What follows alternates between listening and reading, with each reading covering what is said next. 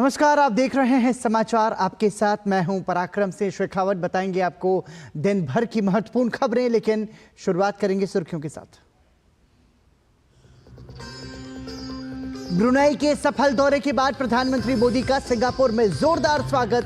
अपने समकक्ष Lawrence Wong से करेंगे मुलाकात। व्यापार और निवेश में नए आयामों पर होगी चर्चा।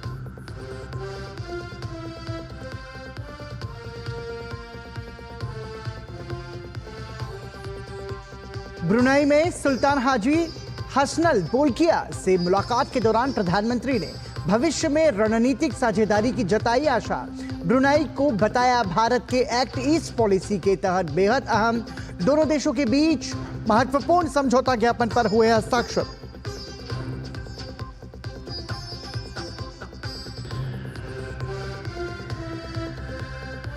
त्रिपुरा के 2 उग्रवादी समूहों के साथ शांति समझौते पर दिल्ली में हुए हस्ताक्षर। केंद्रीय गृह मंत्री अमित शाह और मुख्यमंत्री मानिक साहा रहे मौजूद। गृह मंत्री अमित शाह ने कहा, सरकार पूर्वोत्तर के विकास के लिए प्रतिबद्ध। भाजपा ने हरियाणा विधानसभा चुनाव के लिए 67 उम्मीदवारों की पहली सूची की जारी। मुख्यमंत्री नायब सिंह सैनी, लाडवा और अनिल विज अंबाला कैंट से लड़ेंगे चुनाव। भाजपा ने जेजेपी के 3 पूर्व विधायकों के काटे टिकट।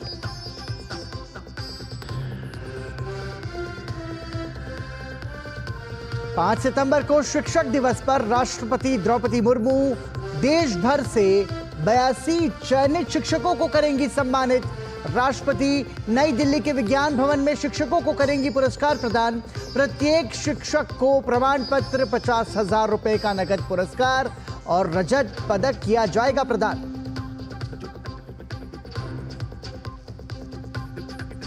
देश के कई राज्यों में बारिश और बाढ़ से हाल बेहाल। आंध्र प्रदेश के लिए केंद्रीय गृह मंत्रालय ने गठित की विशेष टीम, जमीनी हालात का लेगी जायजा। तेलंगाना और गुजरात में भारी बारिश से जनजीवन प्रभावित।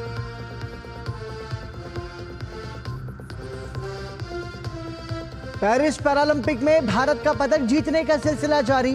पुरुषों के शॉटपुट F46 फाइनल में सचिन खिलाड़ी ने जीता रजत पदक। प्रधानमंत्री नरेंद्र मोदी ने पदक विजेता एथलीट से फोन पर बात करके दी बधाई।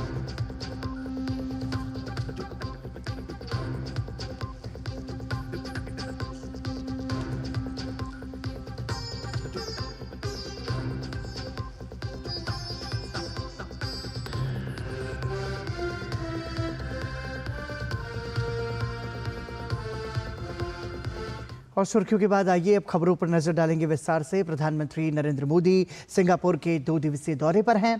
प्रधानमंत्री का वहां पहुंचने पर भव्य स्वागत हुआ। सिंगापुर के गृह मंत्री ने प्रधानमंत्री की अगवानी की। प्रधानमंत्री मोदी का होटल पहुंचने पर भारतीय समुदाय ने भी जोरदार अभिनंदन किया। अपनी यात्रा के दौरान प्रधानमंत्री अपने समकक्ष लॉरेंस वोंग से द्विपक्षीय मुद्दों पर विस्तार से चर्चा करेंगे। दोनों नेता भारत सिंगापुर रणनीतिक साझेदारी की प्रगति की समीक्षा करेंगे। इस दौरान आपसी हित के क्षेत्रीय और वैश्विक मुद्दों पर विचार विमर्श किया जाएगा। प्रधानमंत्री नरेंद्र मोदी सिंगापुर के राष्ट्रपति और अन्य गणमान्य लोगों से भी मुलाकात करेंगे। प्रधानमंत्री की सिंगापुर यात्रा भारत की एक्ट ईस्ट नीति की मजबूती की दिशा में महत्वपूर्ण कदम है। भारत और सिंगापुर के बीच मजबूत रक्षा सहयोग रहा है। दोनों देशों के बीच हाल के दिनों में व्यापार और निवेश में लगातार वृद्धि हुई है। प्रधानमंत्री के सिंगापुर पहुंचने पर भारतीय समुदाय बेहद उत्साहित है। आप प्रधानमंत्री का आपने स्वागत किया इस महोत्सव के इस शानदार जो परंपरा रही उसके जरिए, क्या कहना आपका? जैसे ही मोदी जी खुद से ड्रम बजाने चालू कर दिए, आई थिंक सभी को बहुत ही ज्यादा आनंद हुआ और ये शायद one in the life time opportunity है। सारे महाराष्ट्र को ऐसे कह सकते हैं कि अभी मोदी जी ने शुरुआत तो कर दी है गणपति की, तो अभी तो डबल जोर से सेलिब्रेट शुरुआत कर दी है। यहाँ पर ड्रम बजाया है, आप क्या कहेंगे? माहौल एकदम ही एक्साइटेड हुआ और हम भी मतलब इतने एक्साइटेड हुए, हम बहुत जोश से नाचे जब वो यहाँ पे आए। उन्होंने हमारा डांस देखा, हमें बहुत अच्छा लगा। और जैसे समृद्धि ने कहा, it's a once in a life time opportunity. इतनी खुशी मिली है कि जो शब्द है वो भी कम पड़ जाएंगे। जो कुछ भी है हमने बजा के सेलिब्रेट किया है। गणपति बप्पा। आप पास में ये बताइए, मोदी जी ने आपसे क्या कहा जब वो ड्रम बजा रहे थे? हमने देखा कि आपसे उन्होंने बातचीत। मोदी जी ने जो बात कही, इमीडिएटली पहला जो शब्द उनके यहाँ से आया कि आपकी गणेश चतुर्थी आ रही है, तो उनको पता था कि इस सैटरडे को गणपति महाराष्ट्र में जो बड़ा फेस्टिवल होता है वो हो रहा है, ही न्यू इट। और वो इमीडिएटली पहला शब्द उनके यहाँ मतलब उनके मुंह से आना, इट वाज लाइक एक्नॉलेजमेंट थी वो, और बहुत अच्छा लगा। जी, हम मोदी जी का बहुत स्वागत करते हैं। हाँ, उत्तराखंड एसोसिएशन सिंगापुर से हैं और हमारे सभी जो है उत्तराखंड वासियों की तरफ से मोदी जी को बहुत बहुत धन्यवाद सिंगापुर आने का और अवसर देने का कि हमारे लोगों के साथ मिलने के लिए।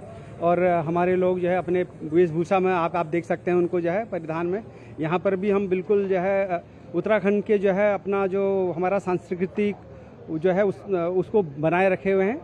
और जिस तरीके से गर्मजोशी से वो मिले हैं हम लोगों से, इससे ये पता चलता है कि एक महान नेता जो हमारे देश को मिला है वो किस तरीके से उसको आगे ले जा रहे हैं। और हमारी बहुत उम्मीदें हैं नरेंद्र मोदी से और आने वाली हमारे नेताओं से। बहुत हर्ष का अनुभव हो रहा है मुझे। आज एक आध्यात्मिक पुरुष से के दर्शन हुए हैं और मुझे लग रहा है कि अगर देश की बागडोर ऐसे आध्यात्मिक योगी पुरुष के हाथ पे हो तो वो देश की प्रगति जो है बहुत ऊंचे स्तर पर पहुंच सकती है। आपसे हम पहले भी बात कर चुके हैं, बताइए कुछ कहना है? बस यही कहूंगी कि मोदी जी से मिलकर बहुत अच्छा लगा। कितने सौभाग्य की बात है कि हम इतने करीब से उनको देख पाए, उनसे हाथ मिला पाए। दुनिया भर में जो भारतीय लोग रहते हैं वो अपने देश से जुड़ाव रखते हैं, अपने नेतृत्व से जुड़ाव रखते हैं। और प्रधानमंत्री नरेंद्र मोदी दुनिया के सबसे लोकप्रिय नेता और भारत के प्रधानमंत्री हैं, तो भारत से तो जुड़ाव रखेंगे ही। कैमरामैन एसपी दुबे के साथ शैलेंद्र मिश्र, डीडी न्यूज, सिंगापुर। प्रधानमंत्री नरेंद्र मोदी ने सिंगापुर के प्रधानमंत्री लॉरेंस वोंग से मुलाकात की। इससे पहले चरण की ब्रुनेई यात्रा के दौरान ब्रुनेई दारुस्सलाम के सुल्तान हाजी हसनल बोल्किया के साथ प्रधानमंत्री ने मुलाकात की। दोनों नेताओं ने प्रतिनिधिमंडल स्तर की वार्ता की। अपने वक्तव्य के दौरान प्रधानमंत्री ने शाही परिवार की ओर से गर्मजोशी भरे स्वागत के लिए उनका आभार जताया। उन्होंने दोनों देशों की साझेदारी को भविष्य में रणनीतिक स्तर तक ले जाने की आशा जताई और कहा कि ब्रुनेई भारत के एक्ट ईस्ट पॉलिसी के तहत महत्वपूर्ण देश है।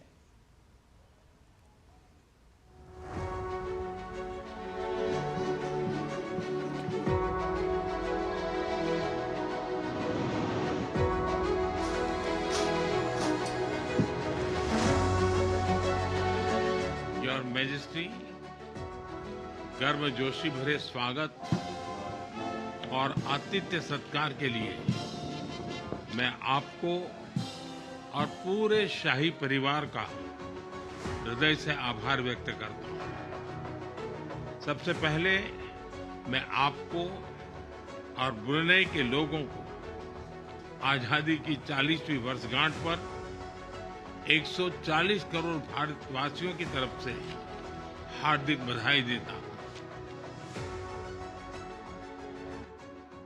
ब्रुनेई दारुस्सलाम के सुल्तान हाजी हसनल बोल्किया के साथ प्रधानमंत्री नरेंद्र मोदी ने मुलाकात की। दोनों नेताओं के बीच ये मुलाकात सुल्तान के आवास इस्ताना नुरुल ईमान पैलेस में हुई। ब्रुनेई की आजादी के 40 साल के इतिहास में ये किसी भी भारतीय प्रधानमंत्री की पहली द्विपक्षीय यात्रा भी है। प्रधानमंत्री नरेंद्र मोदी और सुल्तान हाजी हसनल ने एक प्रतिनिधिमंडल स्तर की वार्ता की। दोनों देशों ने आपसी साझेदारी को भविष्य में रणनीतिक दिशा देने के लिए चर्चा की।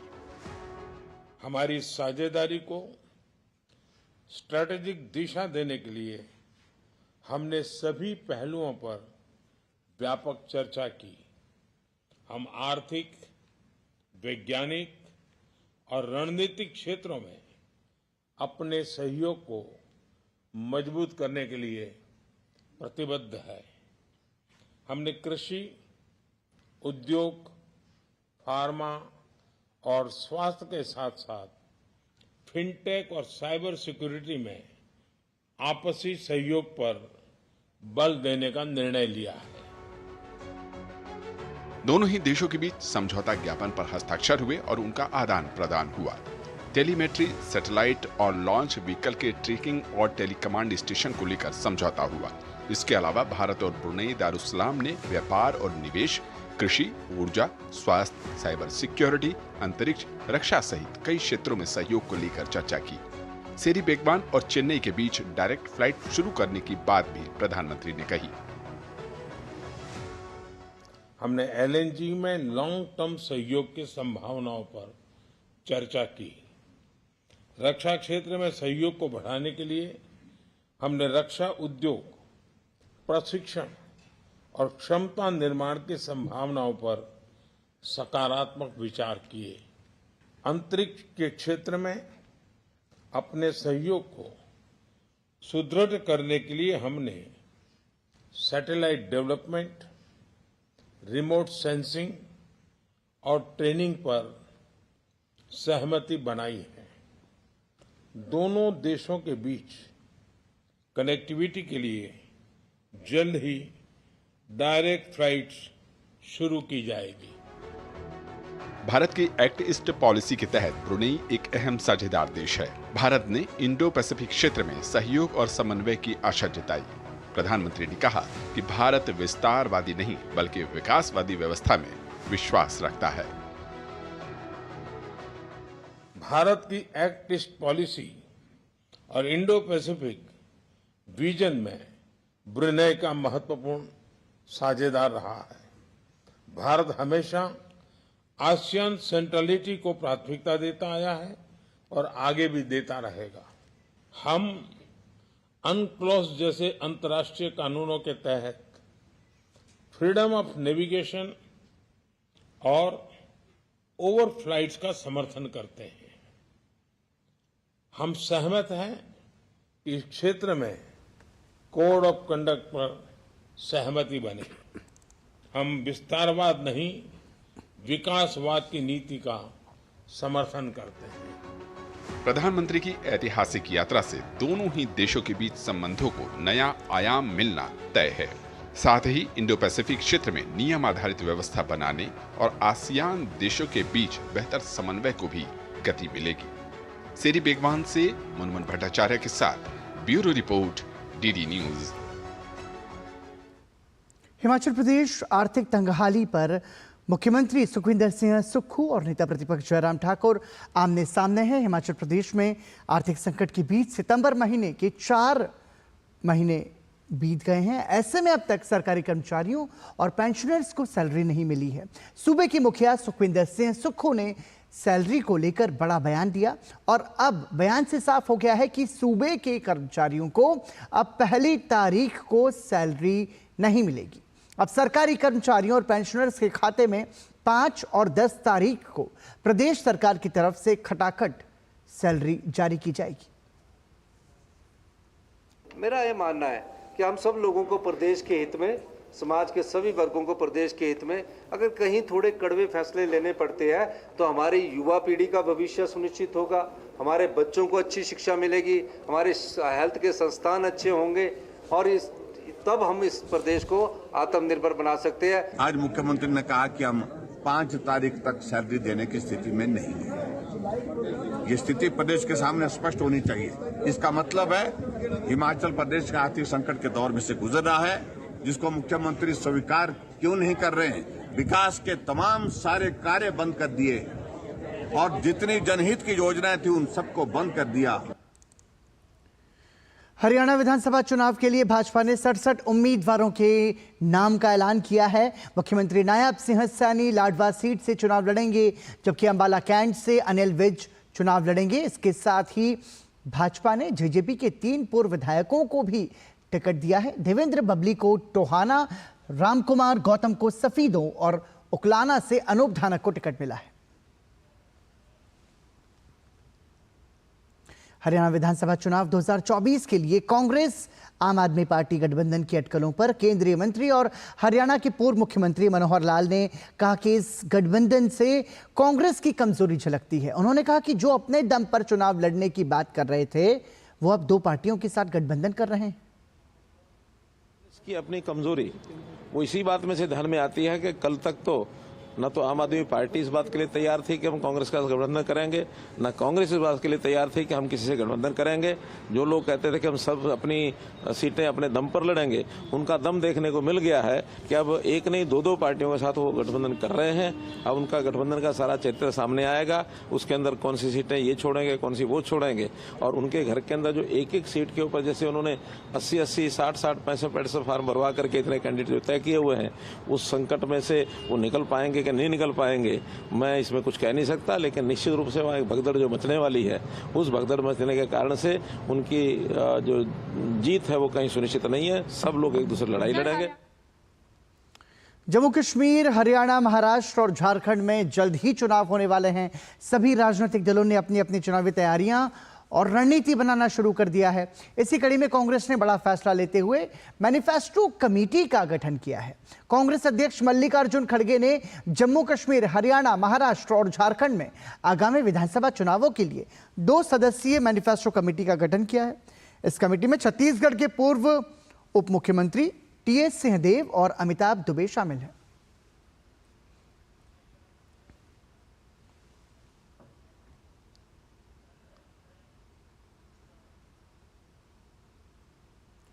जम्मू कश्मीर, हरियाणा, महाराष्ट्र और झारखंड के लिए मैनिफेस्टो कमेटी का गठन किया गया, ये हमने आपको जैसे कि जानकारी दी।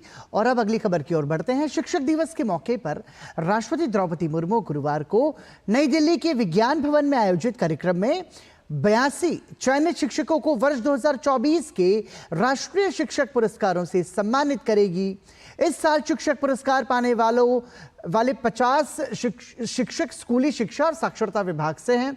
ये शिक्षक 28 राज्यों, 3 केंद्र शासित प्रदेशों और 6 संगठनों से हैं, जिनका चयन स्कूली शिक्षा विभाग द्वारा एक ऑनलाइन और पारदर्शी त्रिस्तरीय चयन प्रक्रिया के माध्यम से किया गया है।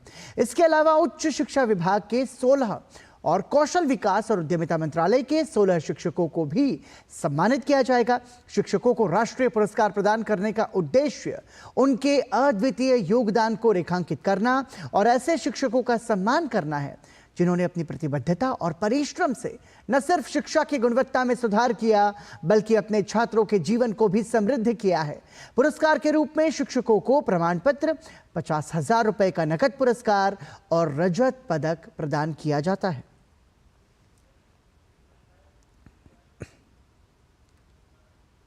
केंद्रीय वित्त मंत्री निर्मला सीतारमण ने चेन्नई में federation of Indian chambers of commerce and industry यानी कि फिक्की की ओर से आयोजित विमेन राइजिंग कार्यक्रम को संबोधित करते हुए कहा कि पिछले 10 वर्षों में प्रधानमंत्री जनधन योजना की उपलब्धियों पर उन्होंने प्रकाश डाला और कहा कि 53 करोड़ से अधिक बैंक खाते खोले गए हैं, जिनमें से 57% महिलाओं के हैं। वित्त मंत्री ने कहा कि देश में महिलाओं के नेतृत्व वाले व्यवसाय 17% से बढ़कर 20% हो गए हैं। उन्होंने महिला सशक्तिकरण को बढ़ावा देने के लिए प्रधानमंत्री मुद्रा योजना, स्वनिधि योजना और लखपति दीदी जैसी सरकारी योजनाओं का भी जिक्र किया। Under Jan-Dhan, I have set 53 crore accounts in 10 years. In that, 55% are of women's accounts. So financial inclusion for women. Women-owned businesses in India make up around 17 to 20% of the country's total enterprises.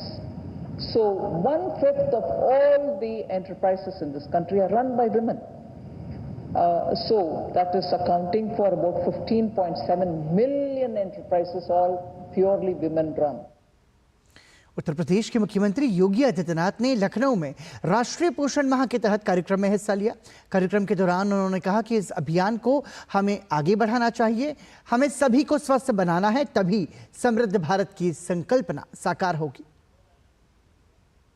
इस अभियान को हमें आगे बढ़ाना चाहिए और उन सभी पैरामीटर को हम आगे बढ़ाने की कार्रवाई करें। विकसित भारत की संकल्पना को साकार करने के इस पवित्र अभियान के साथ जुड़े हुए इन मासूम बच्चों को जो कुपोषित हैं, जो माताएं कुपोषित हैं, जो किशोरी कन्याएं एनीमिया से प्रभावित हैं, उन सभी को हमें स्वस्थ बनाना है, तभी एक समृद्ध भारत की संकल्पना साकार होगी और 2047 में विकसित भारत का इस सपना साकार होगा।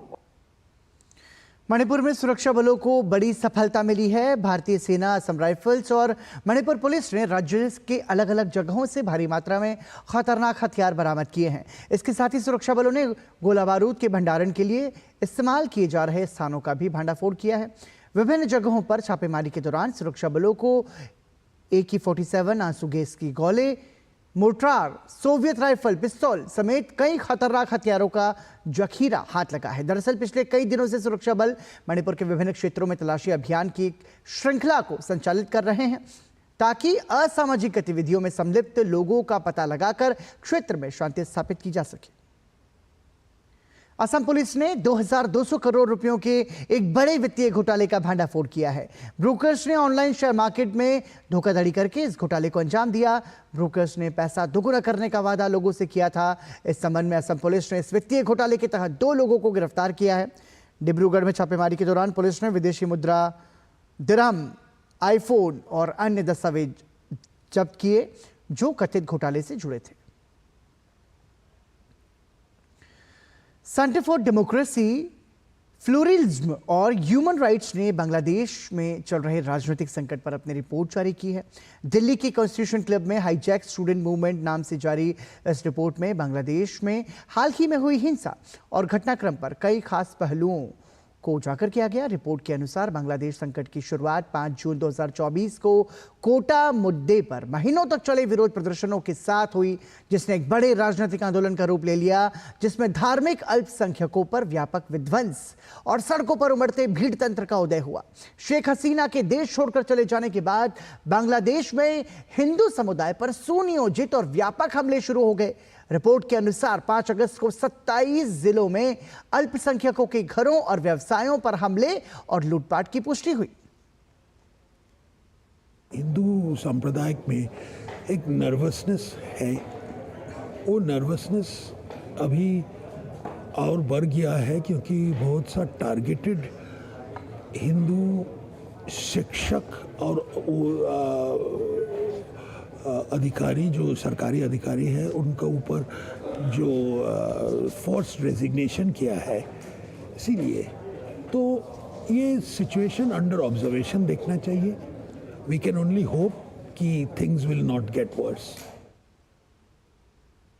एक्सट्रीमिस्ट पावर, फॉरेन पावर सब कुछ ही रहा होगा, नहीं तो सडनली ये एक स्टूडेंट कोटा प्रोटेस्ट इतना बड़ा कैसे हो गया। सिर्फ ये बोलना कि students pro quota protest movement से एक सरकार गिर गया, ये मानना थोड़ा डिफिकल्ट है। ये रिपोर्ट तो इस ऑर्गेनाइजेशन का है, लेकिन मैं जो ऊपर देखा बहुत थरो ग्राउंड से जुड़ा हुआ रिपोर्ट है, तो ऐसे रिपोर्ट आई थिंक और भी एडिशंस होना चाहिए और इस ऑर्गेनाइजेशन को देखना चाहिए कि उधर क्या हो रहा है। एंटी इंडिया जो वहाँ दिखाई दे रहा है, ये यूँ कहें तो बांग्लादेश एक ज्वालामुखी पर बैठा हुआ है और वो ज्वालामुखी कभी भी माइनॉरिटीज़ के लिए फट सकता है। वो उनको बस छोटा सा प्रोवोकेशन चाहिए। ये कुल मिलाकर होता क्या है कि ये जो काफिर और कुफ्र का थॉट है ना, ये थॉट बहुत समस्या वाला है, प्रॉब्लमैटिक है। पहले ये दिमाग में विचार आता है और फिर वो एक्शंस में बदलता है। लोकसभा अध्यक्ष ओम बिरला ने दादा भाई नौरोजी की जयंती पर संविधान सदन के केंद्रीय कक्ष में उनके चित्र पर पुष्पांजलि अर्पित की। राज्यसभा के उपसभापति हरिवंश और लोकसभा महासचिव उत्पल कुमार सिंह ने भी दादा भाई नौरोजी को पुष्पांजलि अर्पित की। दादा भाई नौरोजी को भारत की ग्रैंड ओल्ड मैन के नाम से भी जाना जाता है। वो हाउस ऑफ कॉमन्स के लिए चुने गए पहले ब्रिटिश भारतीय सांसद थे।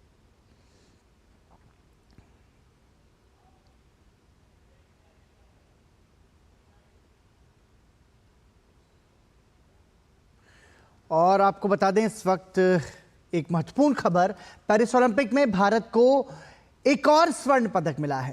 पैरा तीरंदाज हरविंदर सिंह ने इतिहास रचते हुए स्वर्ण पदक जीता है। पैरालंपिक में स्वर्ण पदक जीतने वाले पहले तीरंदाज बन गए हैं हरविंदर। व्यक्तिगत रिकर्व ओपन वर्ग में उन्होंने स्वर्ण पदक जीता है। फाइनल में हरविंदर ने पोलैंड के खिलाड़ी को हराया है। पेरिस पैरालंपिक में भारत का चौथा स्वर्ण। इस वक्त की महत्वपूर्ण और बड़ी खबर हम आपको बता रहे हैं। टोक्यो पैरालंपिक में हरविंदर ने कांस्य पदक जीता था, लेकिन इस बार उनके शानदार प्रदर्शन से भारत की झोली में स्वर्ण पदक आया है और पैरालंपिक में स्वर्ण पदक जीतने वाले पहले तीरंदाज बन गए हैं। तो इस वक्त की बड़ी खबर, व्यक्तिगत रिकर्व ओपन वर्ग में स्वर्ण पदक जीता है भारत ने पेरिस पैरालंपिक में। फाइनल में हरविंदर ने पोलैंड के खिलाड़ी को हराकर भारत की झोली में सोने का तमगा डाल दिया है। यह भारत की एक और स्वर्णिम उपलब्धि पेरिस पैरालंपिक से। यह पेरिस पैरालंपिक में भारत का चौथा स्वर्ण पदक है। तो एक बार फिर से पूरे भारत को गर्व और गौरव की अनुभूति जो है वो मिल रही है। हरविंदर ने भारत के लिए चौथा स्वर्ण पदक पेरिस पैरालंपिक में जीता है। यह भारत का चौथा स्वर्ण पदक है। और टोक्यो पैरालंपिक में हरविंदर ने कांस्य पदक जीता था। और हरविंदर ने हमें एक और बार जश्न मनाने का मौका दिया है। पेरिस ओलंपिक में भारत को एक और स्वर्ण पदक मिला है। पेरिस पैरालंपिक में हरविंदर सिंह ने इतिहास रचते हुए तीरंदाजी में भारत को पहला स्वर्ण पदक जिताया है। और यह भारत की जो स्वर्णिम उपलब्धि है। हाल ही में हमने देखा कि प्रधानमंत्री नरेंद्र मोदी ने अब तक पेरिस पैरालंपिक में शानदार प्रदर्शन करने वाले सभी खिलाड़ियों से फोन पर बात की थी, उनकी हौसला अफजाई की थी और उनको बधाई और शुभकामनाएं दी थी। और अब एक और स्वर्णिम सफलता भारत की हरविंदर सिंह के इस स्वर्ण पदक के साथ जुड़ गई है। फाइनल में हरविंदर ने पोलैंड के खिलाड़ी को हराते हुए तीरंदाजी में भारत को अब तक का पहला स्वर्ण पदक जिताया है। एक बार फिर से हमारा राष्ट्रीय ध्वज सबसे ऊपर होगा और पेरिस पैरालंपिक में राष्ट्रगान सुनाया जाएगा। ये जो क्षण होता है ये बहुत ही सुंदर होता है। तो इस वक्त की बड़ी खबर हम आपको बता रहे हैं, हरविंदर सिंह ने पेरिस पैरालंपिक में तीरंदाजी में भारत को स्वर्ण पदक दिलाया है। भारत की झोली में सोने का तमगा डाल दिया है। पैरा तीरंदाज हरविंदर सिंह ने इतिहास रचते हुए, क्योंकि हम ये इसलिए बोल रहे हैं कि ये भारत में अब तक का तीरंदाजी में, पैरालंपिक की तीरंदाजी में पहला स्वर्ण पदक है जो कि हरविंदर सिंह ने जीता है। पोलैंड की खिलाड़ी को हराकर हरविंदर सिंह पैरालंपिक में स्वर्ण पदक जीतने वाले पहले तीरंदाज बन चुके हैं। और 140 करोड़ भारतीयों का सीना एक बार फिर से गर्व और गौरव से भर दिया है हरविंदर सिंह ने।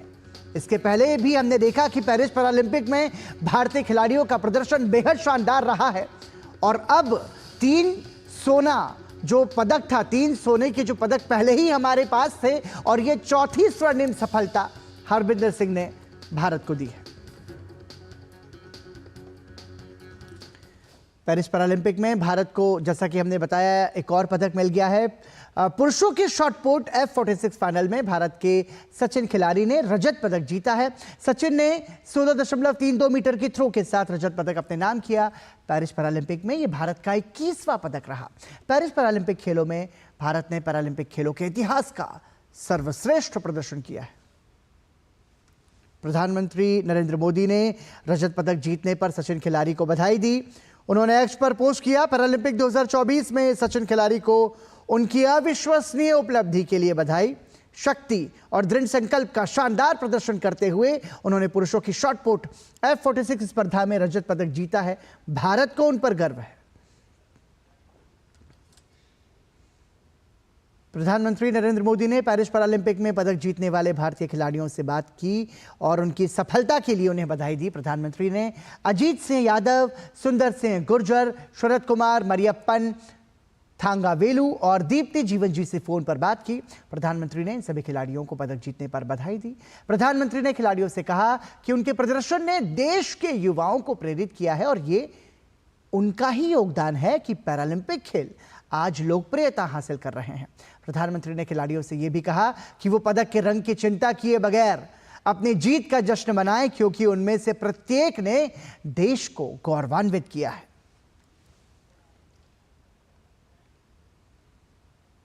और आइए अब खबरों में बढ़ते हैं आगे। दिल्ली नगर निगम के वार्ड स्टैंडिंग कमेटी के चुनाव में भारतीय जनता पार्टी ने बढ़त बनाई।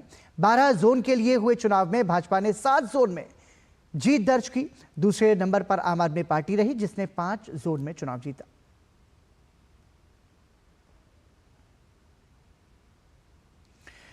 और हिमाचल प्रदेश की बिगड़ती आर्थिक हालात को लेकर राज्य की कांग्रेस सरकार लगातार सवालों में है। राज्य विधानसभा में विपक्षी दल भाजपा सुक्खू सरकार को खूब घेर रहा है। नेता विपक्ष और पूर्व मुख्यमंत्री जयराम ठाकुर ने राज्य सरकार पर आर्थिक कुप्रबंधन का आरोप लगाया। इस संबंध में डीडी न्यूज ने जयराम ठाकुर से खास बातचीत की। नेता प्रतिपक्ष जयराम ठाकुर इस वक्त हमारे साथ मौजूद हैं। प्रदेश के जो मौजूदा वित्तीय हालात बन रहे हैं उस पर बात करने के लिए। सर, मुख्यमंत्री ने आज सदन में साफ किया है, प्रेस कॉन्फ्रेंस में साफ किया है कि 5 तारीख को एम्प्लॉयज़ की सैलरी आ जाएगी, 10 तारीख को पेंशन दे दी जाएगी। लेकिन इस पूरे मामले को लेकर जिस तरह से कर्मचारियों को दिक्कत हुई है, विपक्ष ने यह मुद्दा उठाया है, क्या देखते हैं आगे सरकार की रणनीति क्या कुछ रहने वाली है? जो मुख्यमंत्री बार बार कहते थे कि फाइनेंशियल क्राइसिस, कभी बोलते थे है, कई बार बोलते थे नहीं है, अब सबको मालूम पड़ गया बिना बताए ही पूरे प्रदेश को कि हिमाचल प्रदेश में आर्थिक संकट है। और आर्थिक संकट इस कदर का है कि हिमाचल प्रदेश के कर्मचारियों को आज 4 तारीख होने के बावजूद भी सैलरी नहीं, पेंशनर्स को 4 तारीख बीतने के बाद भी उनको पेंशन नहीं मिल पाई। तो इसलिए बहुत बड़ा चिंता का विषय है। और स्वाभाविक रूप से मुख्यमंत्री को इस बात को समझना चाहिए कि कर्मचारी अपने सैलरी के और पेंशन, जो हमारे पेंशनर्स होते हैं वो अपने प्लान को जो है, जो पेंशन और सैलरी उनको जो मिलती है उसके आधार पर ही प्लान करता है। घर के खर्चे, बच्चों की पढ़ाई, और अगर लोन लिए हैं तो उसकी EMI, सारी चीज़ें उस पर आधारित होती हैं। सब डिस्टर्ब हैं, तहस नहस हो गया सारी व्यवस्था, और जिसके कारण सब लोग चिंतित भी हैं। वो कह रहे हैं कि खर्चे बचा रहे हैं, जो लोन लेते हैं उस पर ब्याज जो पड़ता है उसको बचाया जा रहा है। तो मतलब ये खर्चे बचाकर इस तरह से सैलरीज को अरेंज करने की ज़रूरत क्यों आन पड़ी? क्योंकि आप भी मुख्यमंत्री रहे हैं, आपके वक्त में और आज के वक्त में आप क्या देखते हैं, किस तरह का मिसमैनेजमेंट, वित्तीय मिसमैनेजमेंट इस वक्त आप देख रहे हैं? ये वित्तीय स्थिति आज ही खराब हुई ऐसा तो नहीं है, पिछले कई वर्षों से खराब चल रही है।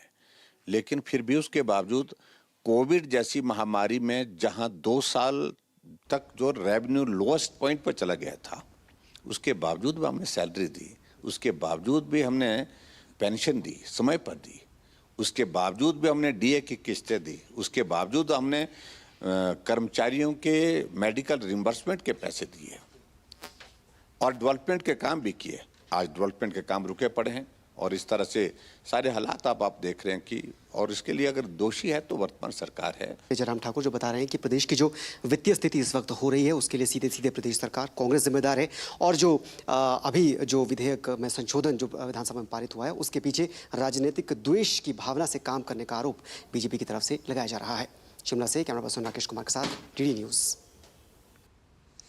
देश भर में 7वां राष्ट्रीय पोषण माह मनाया जा रहा है। पोषण माह का उद्देश्य जीवन चक्र में दृष्टिकोण के माध्यम से कुपोषण से व्यापक रूप से निपटना है, जो कि मिशन पोषण 2.0 की आधारशिला है। इसी कड़ी में जहां राजस्थान के झुंझुनू और उत्तर प्रदेश के बलरामपुर जिले में ढेर सारी गतिविधियां अंजाम दी जा रही हैं, तो वहीं जम्मू कश्मीर के किश्तवाड़ जिले में जागरूकता शिविर का आयोजन किया गया।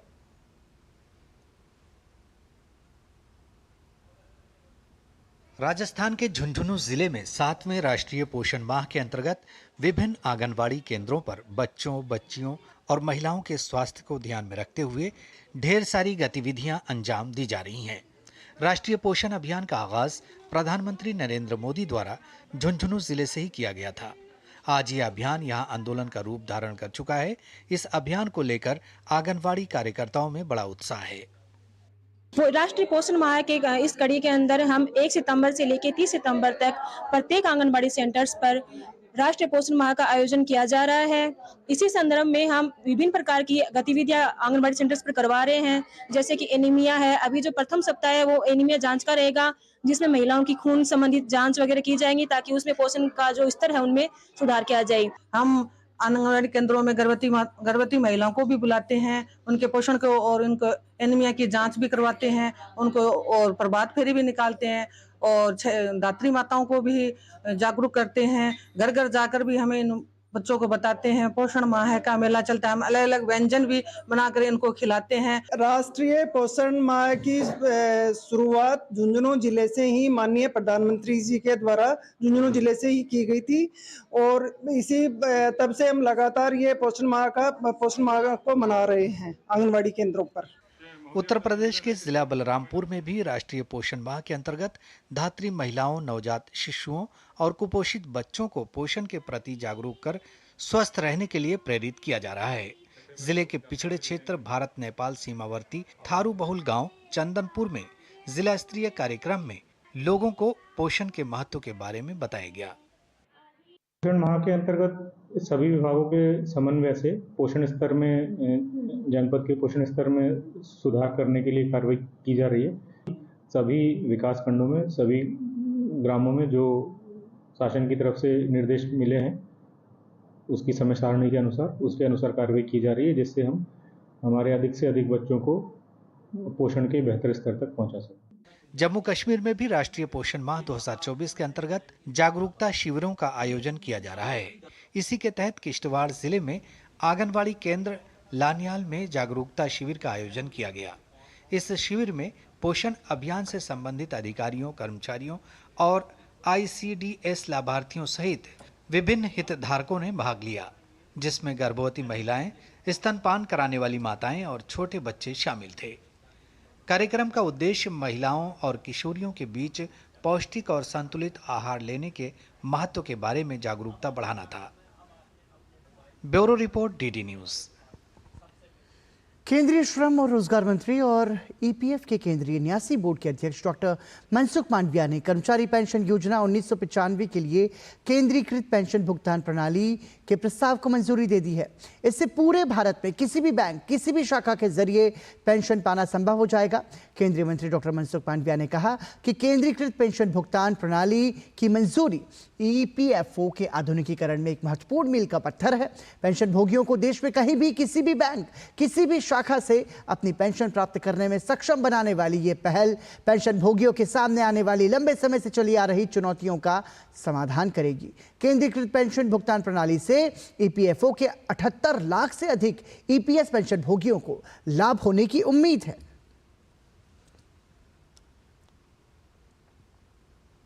1 सितंबर से राष्ट्रीय पोषण माह मनाया जा रहा है। इस दौरान महिलाओं और बच्चों के स्वास्थ्य पर विशेष तौर पर ध्यान दिया जा रहा है। राष्ट्रीय पोषण माह अभियान के अंतर्गत उत्तराखंड में केंद्र सरकार के कुपोषण मुक्त भारत के सपने को साकार करने के प्रयास जारी हैं। आंगनबाड़ी केंद्रों के माध्यम से जगह जगह पोषण माह के तहत कार्यक्रम आयोजित किए जा रहे हैं। उत्तराखंड के चमोली में केंद्र सरकार की कुपोषण मुक्त भारत योजना कारगर साबित हो रही है। जिले के 9 विकास खंडों में 1078 आंगनबाड़ी केंद्रों के माध्यम से पोषण माह के तहत कार्यक्रम आयोजित किए जा रहे हैं। कार्यक्रम के तहत बच्चों और मां को पोषाहार की जानकारी दी जा रही है। इसी कड़ी में पोषण माह के पहले सप्ताह एनीमिया और इसकी जाँच को लेकर महिलाओं को जागरूक किया जा रहा है। पोषण अभियान के तहत हमारा जो है सितंबर माह पूरा पोषण माह के रूप में मनाया जाता है। हमारे जनपद में एक कार्यक्रम सगर में आयोजित किया गया था, जो एक तरह से उद्घाटन कार्यक्रम था इस पोषण माह का, जिसके तहत हमारे सभी विभागीय कर्मचारी, अधिकारीगण और आम जनमानस इसमें सम्मिलित हुए थे। और इस पूरे माह में हम लोग संपूर्ण जनपद में विभिन्न तिथियों के अनुसार गतिविधियाँ आयोजित करेंगे, जिसका उद्देश्य होगा कि आम जन को पोषण के प्रति जागरूक करना। हमारे पूरे जिले में 1078 आंगनबाड़ियाँ संचालित है, जो पूरे चमोली के 9 ब्लॉकों में कार्यरत है और अपने हमारे जितनी भी आंगनबाड़ियाँ हैं अपने अपने क्षेत्र में पोषण माह का जो कार्यक्रम है, अपने पोषण माह का कार्यक्रम मनाएंगे। पोषण माह के तहत आंगनबाड़ी कार्यकर्ताओं द्वारा महिलाओं को पौष्टिक आहार को लेकर जागरूक किया जा रहा है, तो वहीं आंगनबाड़ी केंद्रों के माध्यम से वितरित किए जा रहे पोषाहार से महिलाएं और बच्चे लाभान्वित हो रहे हैं। अब ये सभी सरकारी योजनाओं का लाभ उठाकर बेहद खुश हैं। 1 सितंबर से पोषण माह जो हम लोगों का कार्यक्रम है वो शुरू हो चुका है। उसमें हम लोग जैसे गर्भवती हैं, धात्री हैं और जो 0 से 6 वर्ष के जो बच्चे हैं उन्हें हम पोषण संबंधी जानकारी देते हैं। मैं इस क्षेत्र की लाभार्थी हूँ। मुझे यहाँ से मतलब पूरा लाभ मिलता है। गर्भावस्था से लेके आज मेरा बच्चा 4 साल का है, आंगनबाड़ी में ही पढ़ता है। खजूर, अंडे, केला चिप्स से बच्चों को मुझे भी प्राप्त हुआ और बच्चों को भी मिलता है। नैनीताल जिले के सभी विकास खंडों में भी बाल विकास विभाग की ओर से कार्यक्रम चलाए जा रहे हैं। इसी कड़ी में हल्द्वानी में आयोजित एक कार्यक्रम में एनीमिया को लेकर जानकारी दी गई। 1 सितंबर से 30 सितंबर तक चलने वाला ये पोषण माह है। ये अब 7वां पोषण माह है हमारा, 2018 से ये शुरू हुआ था। तो इस बार का जो हमारा थीम है वो है सशक्त नारी। तो हम अनीमिया के ऊपर इसमें ज़्यादातर काम करेंगे। अनीमिया के बाद हम लोग ग्रोथ मॉनिटरिंग जो है छोटे बच्चों का 6 महीने से लेकर 6 साल तक के बच्चों का ग्रोथ मॉनिटरिंग इसमें होगा। साथ ही एक पेड़ माँ के नाम, ये भी इसका एक थीम है। और उसके साथ ही अन्य चीज़ें जैसे सुपोषण है और भी जो भी हम करते आए हैं वो सब इस बार हम लोग करेंगे। जहाँ पर पोषण माह का आयोजन किया गया, इसमें सभी हमारी आंगनबाड़ी जो कार्यकर्ती हैं उनको निर्देशित किया गया कि किस प्रकार से पोषण द्वारा हमारी जो गर्भवती महिलाएं हैं उनको अच्छा पोषण दें। उनको जागरूक करने के लिए यहाँ पर बताया गया है और ताकि हमारे जो शिशु जन्म ले वो स्वस्थ शिशु पैदा हो। पोषण माह अभियान के तहत महिला एवं बाल विकास मंत्रालय के जरिए सितंबर के महीने में कुपोषित बच्चों एवं महिलाओं को ये बताने का प्रयास किया जाता है कि किस तरह का खान पान करें ताकि किसी भी तरह की बीमारी से दूर रहें। इस अभियान में 6 साल तक के बच्चों के साथ ही गर्भवती और धात्री महिलाओं के साथ किशोरी बालिकाओं पर भी फोकस किया जाता है। Bureau report, DD news. राष्ट्रीय नेत्र बैंक के आंकड़ों के मुताबिक देश में प्रतिवर्ष 1 लाख लोगों को कॉर्निया यानी कि नेत्र प्रत्यारोपण की जरूरत होती है ताकि उनकी नेत्रहीनता का निवारण हो सके। लेकिन विभिन्न नेत्र बैंकों के माध्यम से 50,000 कॉर्निया ही मिल पाते हैं। दिल्ली के एम्स में 39वें राष्ट्रीय नेत्रदान पखवाड़े के दौरान डीडी न्यूज संवाददाता अमरेंद्र गुप्ता के साथ बातचीत करते हुए रसायन और उर्वरक मंत्रालय के फार्मास्यूटिकल्स विभाग के सचिव डॉक्टर अरुणेश चावला ने कहा कि ये एक बड़ी चुनौती है। इससे निपटने के लिए भारत सरकार लगातार जागरूकता अभियान चला रही है और लोगों को नेत्रदान करने के लिए प्रेरित भी कर रही है। नेत्रदान को लेकर लगातार जागरूकता फैलाई जा रही है और एम्स की एक महती भूमिका हो जाती है। और आज एम्स में एक बड़ा कार्यक्रम हुआ जहां पर जो लोग नेत्रदान जिन लोगों ने किया है उन परिवारों को भी सम्मानित किया गया। हमारे साथ अरुणेश जी हैं। सर, कितना बड़ा इनिशिएटिव, जब प्रेरणा के तहत लोग यहाँ पर आए जिन्होंने अपने परिवारों के सदस्यों को नेत्रदान किया, कितना बड़ा सरकार?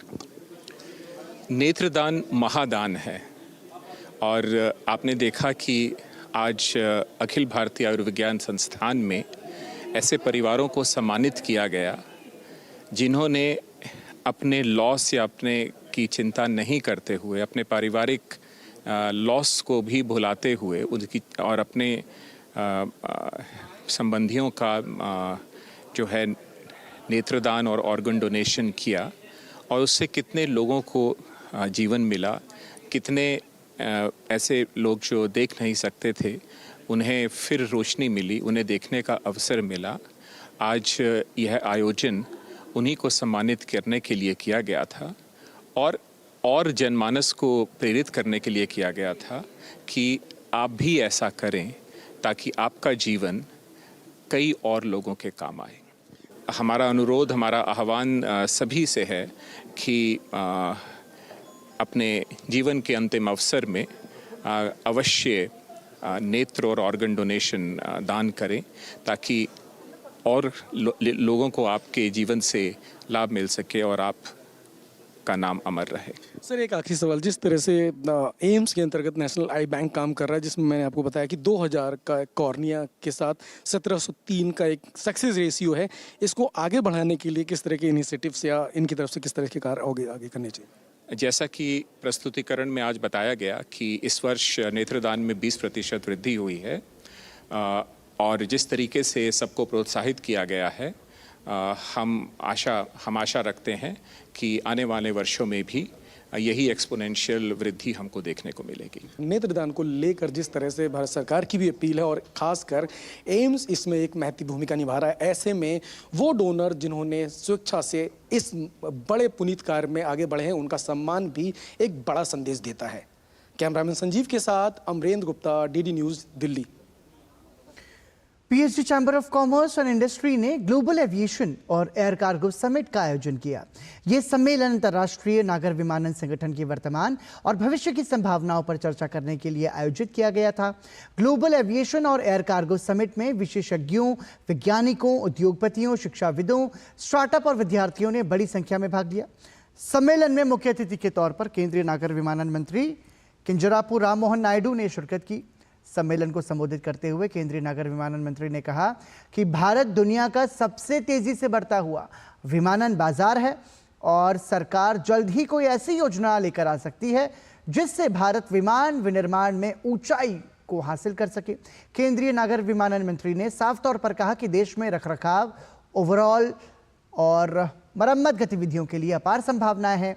राममोहन नायडू ने के मुताबिक भारतीय विमानन क्षेत्र बदलाव की राह पर है और इसका उद्देश्य देश को विमानन, हवाई मार्ग से ढुलाई और MRO गतिविधियों का केंद्र बनाना है। Compare the Indian aviation sector today It is a transformative crossroads marked by rapid growth and forward-looking vision under the leadership of dynamic Prime Minister Honorable Narendra Modi ji. As one of the fastest growing aviation sectors in the world, India has witnessed a remarkable change in passenger traffic, cargo movement, and overall connectivity in the last 10 years. And one testament for that growth has been the increase in the number of airports. In 2014, we had 74 airports, and right now we have a staggering number of 157 airports, which would have been totally unbelievable to think of in 2014, had we just set the number. देश की राजधानी दिल्ली एक बार फिर से तैयार है वस्त्र और फैशन के क्षेत्र में आयोजित होने वाली सबसे बड़ी प्रदर्शनी भारत टेक्स 2025 के लिए। यह प्रदर्शनी अगले वर्ष 14 से 17 फरवरी के बीच आयोजित की जाएगी। आज केंद्रीय कपड़ा मंत्री गिरिराज सिंह ने इस आयोजन को लेकर एक कार्यक्रम में शिरकत की और सभी हितधारकों से इस प्रदर्शनी की तैयारियों में जुटने का आह्वान किया। स्टाइल की दुनिया में भारत का सबसे बड़ा आयोजन भारत टेक्स के पहले संस्करण की सफलता के बाद भारत टेक्स 2025 की तैयारियां जोर शोर से शुरू हो गई हैं। बुधवार को केंद्रीय मंत्री गिरिराज सिंह ने इस टेक्सटाइल प्रदर्शनी के आयोजन की तैयारियों के मद्देनजर एक कार्यक्रम में शिरकत की। इस दौरान केंद्रीय मंत्री गिरिराज सिंह के साथ साथ कपड़ा राज्य मंत्री पवित्र मार्गरेटा भी मौजूद थे। कार्यक्रम के दौरान केंद्रीय मंत्री गिरिराज सिंह ने आयोजकों से आह्वान किया कि वे ज्यादा से ज्यादा हितधारकों को इस प्रदर्शनी के आयोजन में शामिल करें। जब प्रधानमंत्री ने कहा है 5F, farm to fibre, fibre to factory, factory to fashion, fashion to foreign, चाहे वो मैन मेड फैब्रिक हो, चाहे जो भी हो, वुलन हो, सिल्क हो, सारे छोटे बड़े सभी स्टेक होल्डर को जमा करें। वहीं मंत्रालय की सचिव रचना शाह ने कहा कि भारत टेक्स 2025 का लक्ष्य इसे एक प्रमुख अंतर्राष्ट्रीय उद्योग मंच के रूप में स्थापित करना है। इस कार्यक्रम में प्रदर्शनियां, ज्ञान सत्र, विषयगत चर्चाएं, G2G बैठकें, B2B नेटवर्क, समझौता ज्ञापन, उत्पाद लॉन्च और इंटरैक्टिव मंडप शामिल होंगे। यह शीर्ष नीति निर्माताओं, वैश्विक CEO, अंतर्राष्ट्रीय प्रदर्शकों और खरीदारों को आकर्षित करेगा। इस वर्ष 2025 में जो भारत टेक्स होगा वो और भी बेहतर, और भी बड़ा, और भी बड़े पैमाने पे, जैसा कि अभी भद्रेश जी ने बताया कि 5000 के लगभग एग्जिबिटर्स, 110 देशों की भागीदारी, 6000 इंटरनेशनल बायर्स और 1,20,000 के करीब business visitors. So I think the vision is very promising, it's aspirational, it's something that we need to work towards. Bharat Tex 2025 देश के कपड़ा उद्योग को विकसित करेगा, साथ ही इस क्षेत्र के भविष्य को भी संवारने पर ध्यान केंद्रित करेगा, जिसमें स्थिरता, परिपत्रता और डिजिटलीकरण के लिए समर्पित मंडप होंगे। इस कार्यक्रम में इंटरैक्टिव फ्रेमिंग टेस्टिंग जोन, उत्पाद प्रदर्शन और अनुभवी शिल्पकारों द्वारा मास्टर क्लास भी शामिल होंगे। नई दिल्ली से देवेंद्र रावत की रिपोर्ट, DD न्यूज। भारतीय थल सेना इस महीने लेह के पास हिमड्रोनथॉन 2 का आयोजन कर रही है। ये भारतीय उद्योग और स्टार्टअप को भारतीय सेना की विभिन्न आवश्यकताओं के लिए अपने ड्रोन प्रदर्शित करने का अवसर प्रदान करता है। भारतीय ड्रोन उद्योग के लिए उच्च ऊंचाई वाले क्षेत्रों के लिए अपने ड्रोन समाधानों की क्षमताओं को प्रदर्शित करने के अवसर के रूप में परिकल्पित हिमड्रोनथॉन 2 को 4000 से 5000 मीटर की ऊंचाई पर वास्तविक इलाके और पर्यावरणीय परिस्थितियों में आयोजित किया जाएगा।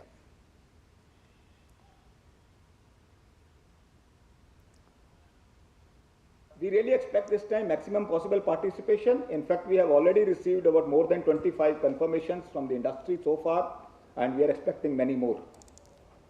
And I think now with FICCI having announced that special incentive being given to the startups, I am sure that some more startups will join us for this event. And we are looking at 5 different categories of drones here. That is surveillance drones, swarm drones, loiter munition, logistic drones, first-person view drones, and say drones with all kinds of the payloads, maybe in terms of synthetic aperture radar. देश के कई राज्यों में बारिश और बाढ़ से हाल बेहाल है। आंध्र प्रदेश के लिए केंद्रीय गृह मंत्रालय ने विशेष टीम गठित की है। विशेष टीम जमीनी हालात का जायजा लेगी। तेलंगाना और गुजरात में भारी बारिश से जनजीवन प्रभावित है। आफत की बारिश से राहत नहीं। तेलंगाना आंध्र प्रदेश में बारिश का कहर। विजयवाड़ा में बाढ़ से जनजीवन बुरी तरह प्रभावित। कई इलाकों के लिए अलर्ट जारी। उत्तरकाशी में वरुणावत पर्वत पर एक बार फिर भूस्खलन। दिल्ली, एनसीआर, हरियाणा, गुजरात में भी भारी बारिश। भारी बारिश के चलते जनजीवन अस्त व्यस्त। आंध्र प्रदेश के कई जिलों में भारी बारिश के बाद बाढ़ जैसी स्थिति बनी हुई है। विजयवाड़ा जिले के कई हिस्सों में भारी बारिश के कारण जल भराव हो गया है। प्रशासन द्वारा बचाव कार्य युद्ध स्तर पर चलाया जा रहा है। भारी बारिश से उत्पन्न बाढ़ जैसे हालात से स्थानीय लोगों को काफी दिक्कतों का सामना करना पड़ रहा है। विजयवाड़ा में बाढ़ प्रभावित क्षेत्रों में एनडीआरएफ की टीम रेस्क्यू में जुटी हुई है। एनडीआरएफ की टीम ड्रोन और हेलीकॉप्टर के जरिए दूध, पानी, बिस्किट जैसे खाद्य सामग्री बाढ़ प्रभावित इलाकों में पहुंचा रही है। आंध्र प्रदेश के मुख्यमंत्री एन चंद्रबाबू नायडू ने राज्य में बारिश से संबंधित घटनाओं में मारे गए 20 लोगों के परिजनों को 5 लाख रुपए की अनुग्रह राशि प्रदान करने की घोषणा की है। विजयवाड़ा के कुछ हिस्सों में भी बचाव और राहत कार्य जोरों पर जारी है। भारतीय नौसेना के हेलीकॉप्टर वर्तमान में बाढ़ राहत प्रयासों के लिए तैनात हैं, जिसके दौरान प्रभावित इलाकों में 1820 किलोग्राम फूड पैकेट्स और 22 किलोग्राम दवाइयां हवाई मार्ग से गिराई गई हैं। इसके अतिरिक्त विजयवाड़ा हवाई अड्डे पर तकनीकी दल तैनात हैं ताकि बाढ़ के दौरान सुचारू विमान संचालन सुनिश्चित किया जा सके। तेलंगाना के 4 जिलों में मौसम विभाग ने बुधवार को आदिलाबाद, भद्राद्री, कोठागुडेम, खम्मम और महबूबाबाद के लिए भारी बारिश का अलर्ट जारी किया है। इन जिलों में अलग अलग स्थानों पर बिजली और गरज के साथ बारिश और तेज हवाएं चलने का भी अनुमान है। तेलंगाना के कई हिस्सों में बारिश से बाढ़ जैसे हालात हैं। खम्म जिले के करुणागिरी गांव में बाढ़ जैसी स्थिति बनी हुई है। तेलंगाना के मुख्यमंत्री ने जिला कलेक्टरों को बाढ़ को रोकने के लिए जल निकायों के किनारे अतिक्रमण हटाने के निर्देश दिए हैं। उन्होंने जल निकायों पर सभी अतिक्रमणों को हटाने और उनकी सुरक्षा करने तथा बाढ़ को रोकने के लिए हैदराबाद आपदा प्रतिक्रिया और संपत्ति संरक्षण एजेंसी जैसे प्रणाली अपनाने के भी निर्देश दिए। एनडीआरएफ और स्थानीय प्रशासन युद्ध स्तर पर राहत और बचाव कार्य में जुटा हुआ है। आंध्र प्रदेश में बारिश बाढ़ के हालात पर केंद्र सरकार लगातार नजर रखे हुए है। केंद्रीय गृह मंत्री अमित शाह ने सोशल मीडिया प्लेटफॉर्म एक्स पर जानकारी दी कि मंत्रालय ने विशेषज्ञों की केंद्रीय टीम का गठन किया है। इस टीम का प्रमुख आपदा प्रबंधन मामलों के अपर सचिव को बनाया गया है। ये टीम जमीनी हालात का जायजा लेने के लिए प्रभावित क्षेत्रों का दौरा करेगी। टीम बाढ़ प्रबंधन, जलाशय प्रबंधन और बांध सुरक्षा की समीक्षा करेगी। टीम तत्काल राहत के लिए सिफारिशें भी देगी।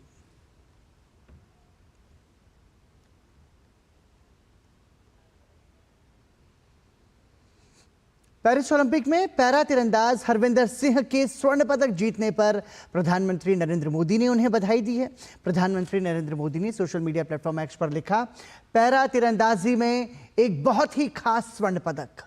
पैरालंपिक 2024 में पुरुषों की व्यक्तिगत रिकर्व ओपन में स्वर्ण पदक जीतने के लिए हरविंदर सिंह को बधाई। उनकी सटीकता, फोकस और अटूट भावना शानदार है। भारत उनकी उपलब्धि से बहुत खुश है।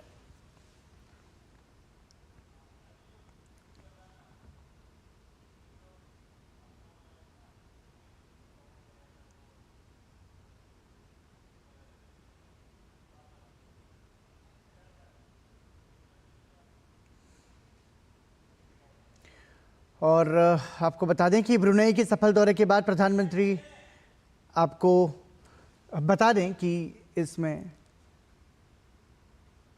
महत्वपूर्ण है क्योंकि हमने, जैसा कि आपने आपको बताया कि ये स्वर्णिम सफलता है भारत की और हरविंदर सिंह ने जो है स्वर्ण भारत की झोली में डाला है और तीरंदाजी में उन्होंने ये स्वर्ण पदक हमें दिलाया है। तो ये निश्चित रूप से भारत को गौरवान्वित करने वाली खबर है। और एक बार फिर से अब हम आपको सुर्खियां बताते हैं। ब्रुनेई की सफल दौरे के बाद प्रधानमंत्री मोदी का सिंगापुर में जोरदार स्वागत। अपने समकक्ष लॉरेंस वोंग से प्रधानमंत्री नरेंद्र मोदी करेंगे मुलाकात। व्यापार और निवेश में नए आयामों पर होगी चर्चा।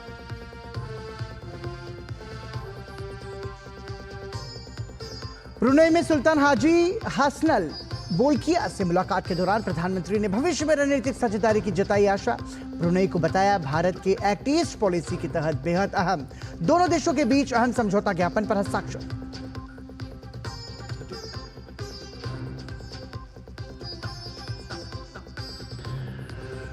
त्रिपुरा के दो उग्रवादी समूहों के साथ शांति समझौते पर दिल्ली में हुए हस्ताक्षर। केंद्रीय गृह मंत्री अमित शाह और मुख्यमंत्री माणिक साह रहे मौजूद। गृह मंत्री अमित शाह ने कहा सरकार पूर्वोत्तर के विकास के लिए प्रतिबद्ध। भाजपा ने हरियाणा विधानसभा चुनाव के लिए 67 उम्मीदवारों की पहली सूची की जारी। मुख्यमंत्री नायब सिंह सैनी लाडवा और अनिल विज अंबाला कैंट से लड़ेंगे चुनाव। भाजपा ने जेजेपी के 3 पूर्व विधायकों के काटे टिकट।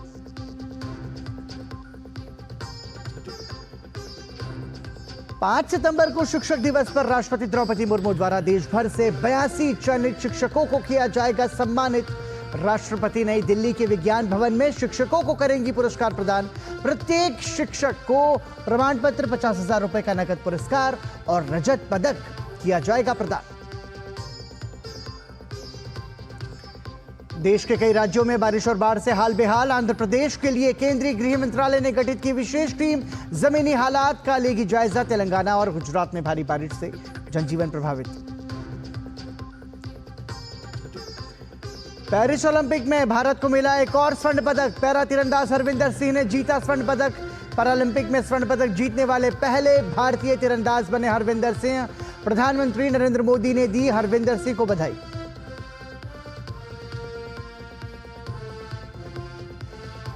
पेरिस पैरालंपिक में भारत का पदक जीतने का सिलसिला जारी। पुरुषों के शॉट पुट F46 फाइनल में सचिन खिलाड़ी ने जीता रजत पदक। प्रधानमंत्री मोदी ने पदक विजेता एथलीट्स से फोन पर बात करके दी बधाई।